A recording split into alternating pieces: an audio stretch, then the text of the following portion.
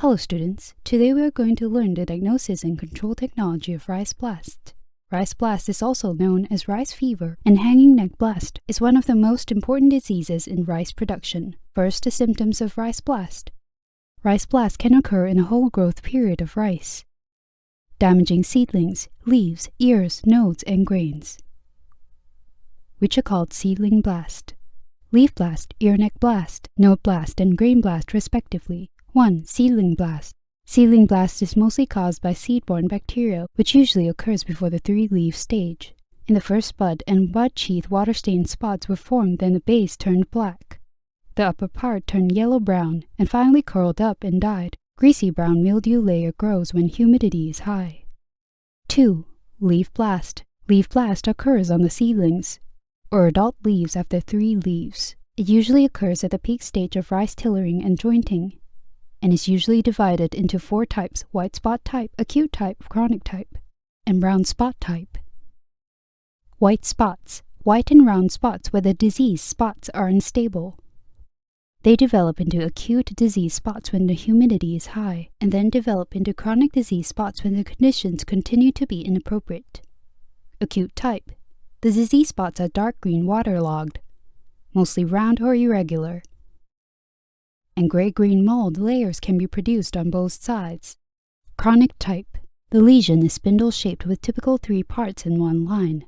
That is, the outermost layer is a yellow halo for the poisoned part. The inner ring is brown for the necrotic part, and the center is grayish-white for the disintegrated part.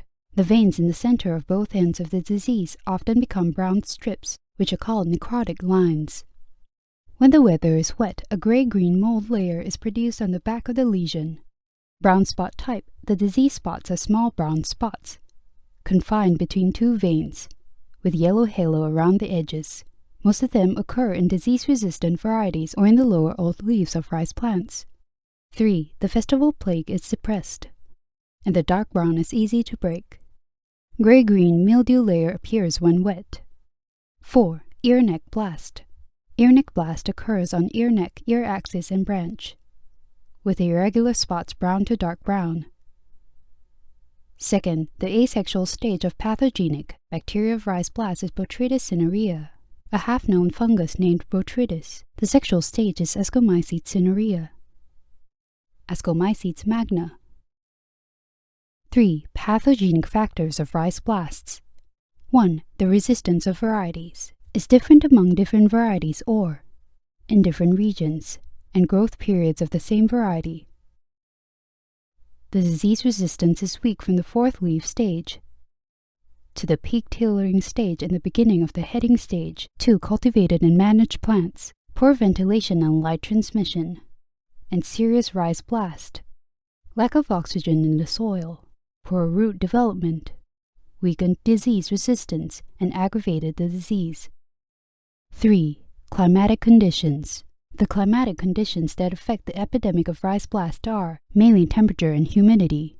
Generally, rice blast begins to occur when the average temperature reaches 20 degrees Celsius and is inhibited when it is higher than 32 degrees Celsius. 4. Disease of rice blast. Seed with bacteria is sown in a rice field covered with plastic film of early rice or rice field of late rice, and the pathogen on it produces spores and becomes the primary infection source, causing seedling blast and seedling leaf blast. After the diseased rice is harvested, the pathogenic bacteria overwinter on rice straw, rice pile, and diseased valley to prepare for the next infection. 5. Comprehensive control of rice blast. 1. Selection of disease-resistant varieties. 2. Strengthening cultivation management. 3. Reduction of bacterial sources. No need to carry bacterial seeds and treat diseased seedlings in time. 4. Chemical control. 1. Disinfect seeds with strong chlorine before sowing. 2. Transplant seedlings with drugs. 3. Spray protection. Tresiglosol, kasugamycin, isoprothioline, tetrachlorothalide, and other chemicals can be used. This lesson is over.